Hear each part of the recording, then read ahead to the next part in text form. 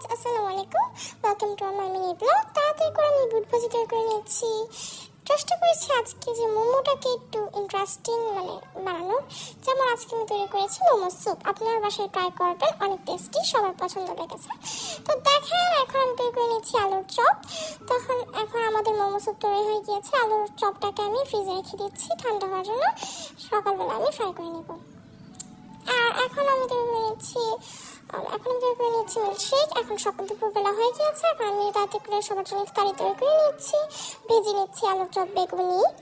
তারপরে এখন দেখেন আমাদের ঈদের যে বাজারটা এটা এসে পড়েছে। এখন বেগুনি, আলুর চপ সব কিছু ফ্রাই করে নিচ্ছি। এই যে আমাদের ইফতারি। দেখেন ইফতারিটা আমরা এখন ইফতারি করে নিচ্ছি।